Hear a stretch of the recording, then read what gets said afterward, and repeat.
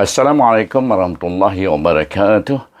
Alhamdulillah rabbil alamin wassalatu wassalamu ala asyrafil anbiya'i wal mursalin sayyidina Muhammad wa ala alihi wa sahbihi ajma'in.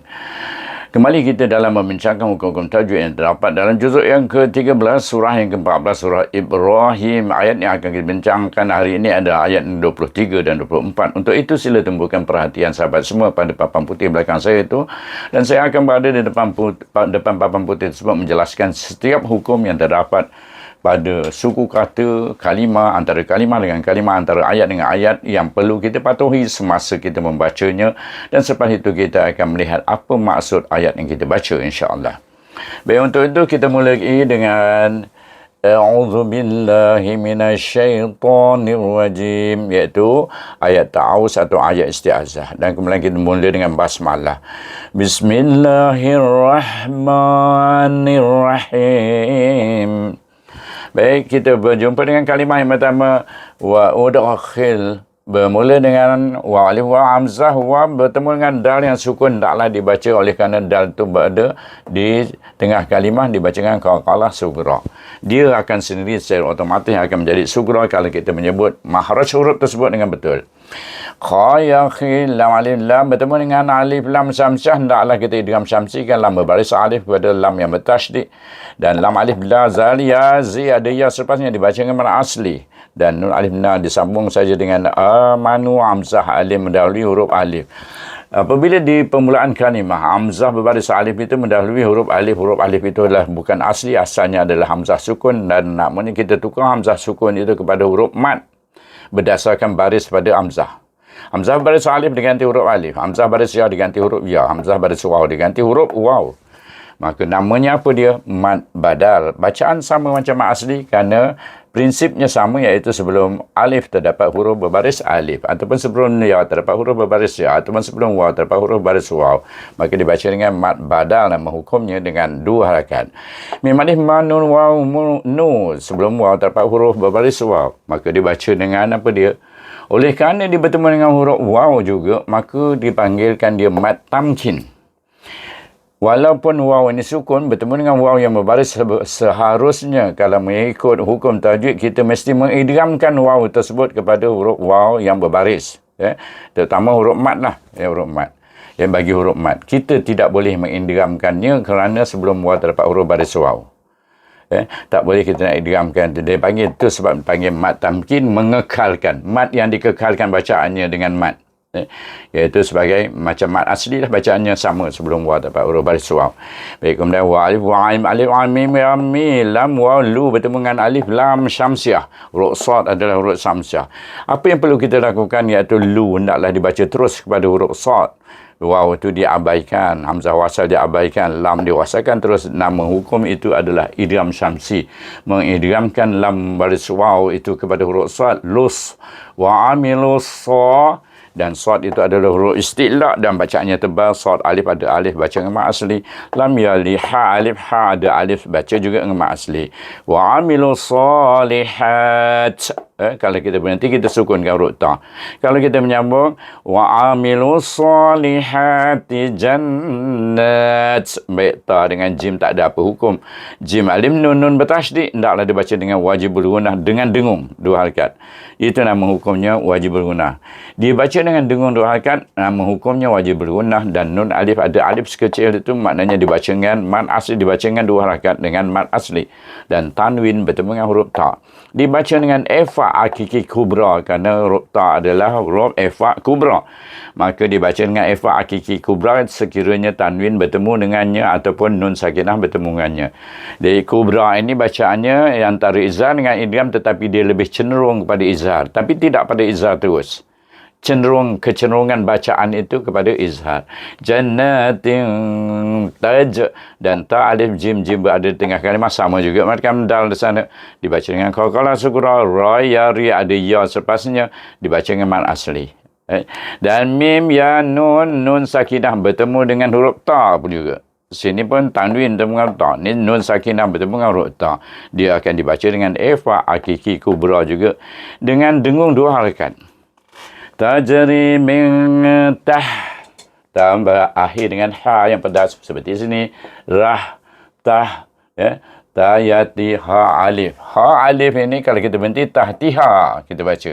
Ha tu 2 harakat. Tapi oleh kerana kita bertemu dengan alif lam kamariyah, hamzah adalah huruf kamariyah, maka apa yang perlu kita lakukan, kita kena baca ha ini dengan huruf lam yang sukun. Maknanya bacaannya izhar. Kerana dia bukan diidgham dimasukkan pada huruf hamzah, dia baca pada huruf yang sukun itu, maka dia baca dengan izhar kamari.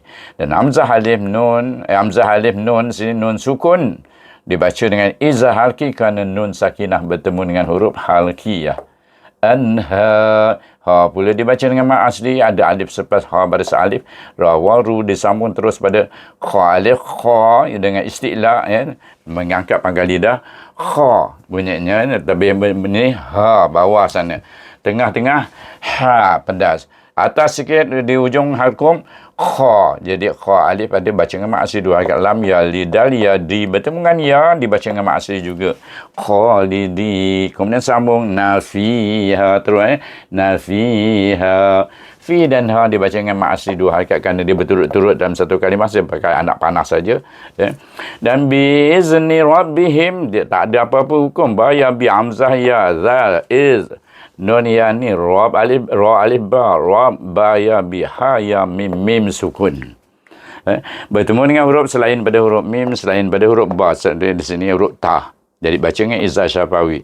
Sama ada wasal ataupun waqaf. Sini sad lam ya aulanya wasal. Kalau wasal pun baca mak izhar syafawi pada him. Kalau waqaf pun kita baca dengan izhar syafawi pada him. Baik, sambung tahi.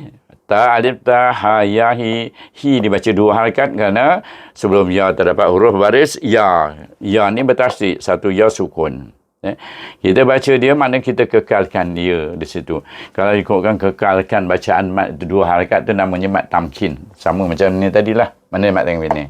Ya, ada ya yang sukun, ada ya yang berbaris. Jadi tak boleh kita nak idghamkan pada ya yang bertasydid itu, yang berbaris itu. Jadi kita baca ha ya ya. Sebab itu kita baca di 2 harakat. Tahiyyatuhum. Macam iya. Kenapa kita baca itu 2 harakat? Kerana dia sama keadaannya seperti sini. Cuma ya tak boleh panjang lah sebab dia tak ada alif. Ya alif, ya ta, wa tu, ha, wa mim. Hum juga dibaca dengan izhar syafawi. Fiha samalah macam ni. Fiha. Salam. Kita terus sukunkan mim itu, kita baca dengan mat arid dia sukun. Fiha salam. Tahiyyatuhum fiha salam. Itu mana orang masuk syurga, dia akan diucapkan salam. Para malaikat Allah mengucapkan salam kesejahteraan ke atas kita semua yang masuk syurga. Dan selesai ayat yang ke. Baik, perhatikan di sini tanwin itu baris waw, baris 2 waw. Satu waw seperti biasa, satu waw tu ekornya ke atas, kepala dia ke bawah. Menunjukkan dia dibaca izhar kalau kita menyambung ayat 23 dengan 24 dengan hamzah ni. Sebab hamzah ni huruf halqiyah. Sebab itu ni kalau kita menyambung salamun alam, terus saja kita sambung dengan izhar halki. Tapi oleh kata kita amateur ni, kita berhenti dekat salam sana. Kita bermula dengan alam alam alif mim sukun, tidak bertemu dengan ba, tidak bertemu dengan mim. Izhar syafawi kan dia. Tara kaifa, kai dibaca dengan lin. Tara kaifa daraballahu. Baik, daraballah, ba diidghamkan kepada lam lafaz jalalah dengan idgham syamsi, dan hendaklah dibaca tebal kerana ba berbaris alif, dan hendaklah baca dengan mat pada kalimah Allah itu. Jadi daraballahu masalan. Baik, ifa hakiki tanwin bertemu dengan huruf kaf. Kalau bertemu dengan huruf qaf yang depan dan nak tekak itu, dan depan sedikit huruf kaf, dibaca dengan sugra. Apa maksud sugra? Dia lebih cenderung bacaannya kepada idgham pada huruf kaf tu. Pada huruf kaf tu huruf idgham. Kalau tanwin nak ada izhar pada tanwin tu, ada nun di sana tu. Tapi tidak, bagi sugra dia akan lebih cenderung bacaannya kepada idgham. Masalan kalimatan thayyibatan kasyajarah. Perhatikan di sini 3-3.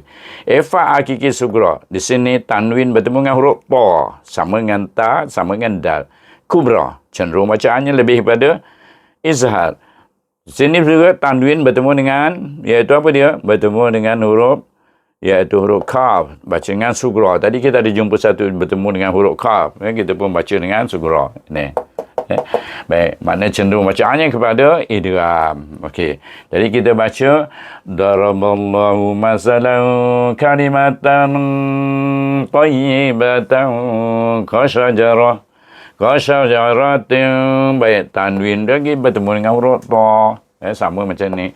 Jadi baca dengan fa'aki kubra bila kita wasal lah. Tadi saya berhenti, saya sukunkan aja. Ya, ta marbutah jadi ha. Kasyajarah. Tapi bila sambung kasyajaratin thayyibatin asluha. Baik, toy. Tasydid dengan ya. Ba, tanwin bertemu dengan huruf hamzah. Baca izhar lagi. Thayyibatin as dengan tebal. Berakhir dengan tebal. Sad, huruf isti'la. Luha, dibaca dengan ma'asi. Sa, baik, ma'asi juga. Bitun. Baik, tanwin bertemu dengan waw. Tak boleh baca tun. Sabitu, diidghamkan kepada huruf waw dengan idgham ma'al gunnah. Idgham ini adalah idgham nakis kerana waw itu bukan huruf dengung.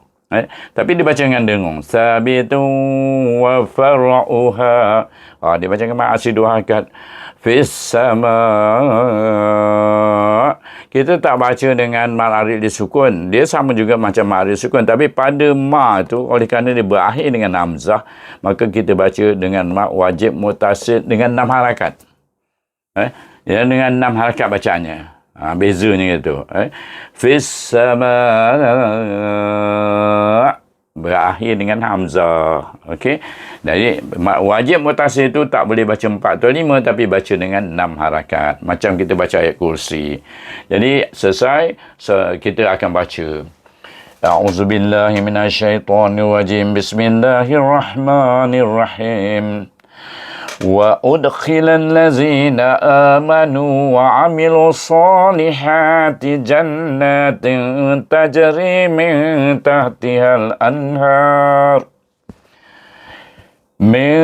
تحتها الأنهار خالدين فيها بإذن ربهم تحيتهم فيها سلام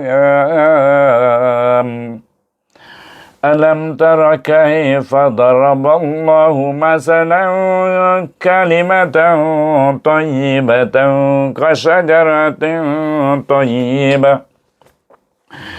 كشجرة طيبة أصلها ثابت وفرعها في السماء. Surakallahul Azim. Kita baca apa maksud ayat yang ke-22, 23 dan 24. Saya bacakan pada sahabat semua. Ayat 22 sambung daripada ayat 20, ayat 23 sambung daripada ayat 22 berkaitan dengan syaitan dengan menafikan bahawa dia menyuruh menyembah dia. Baik, kali ini kita perhatikan orang apa. Ayat 23. Dan dimasukkanlah orang-orang yang beriman. Kalau kita beriman pada Allah dan beramal soleh. Beriman, percaya dan beramal, amalkan apa yang disuruh oleh Allah ke dalam syurga yang mengalir di bawahnya sungai. Kalau dulu kita nak mengambil air, pergi sungai, pergi telaga dan sebagainya. Tapi di syurga tidak lagi. Ya. Mereka kekal di dalamnya dengan izin Tuhan mereka. Dan sungai-sungai itu bukan sungai macam sungai hari ni, ada keruh, ada jernih, apa semua kan. Iaitu sungai-sungai daripada madu. Ucapan penghormatan mereka dalam syurga ialah salam. Tadi salam, ucapan mereka. Ucapan penghormatan mereka dalam syurga adalah salam. Dan ayat yang ke-24, tidaklah kamu perhatikan bagaimana Allah telah membuat perumpamaan. Perumpamaan kalimah yang baik, iaitu ayat yang baik, seperti kalimah-kalimah Allah itu seperti pohon yang baik. Akarnya teguh dan cabangnya menjulang ke langit. Cabang-cabang dari pokok tadi, cantik nampak. Jadi gitulah dia umpamakan Allah memberi misalan seperti pokok yang tu kalau akarnya baik, maka dahan-dahan semuanya baik menjulang ke langit.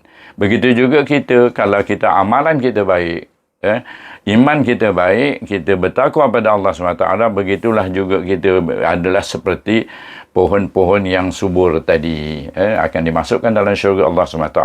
Itu saja saya sudahi. Dengan wabillahi taufiq wal hidayah. Wassalamualaikum warahmatullahi wabarakatuh. Sampai jumpa lagi.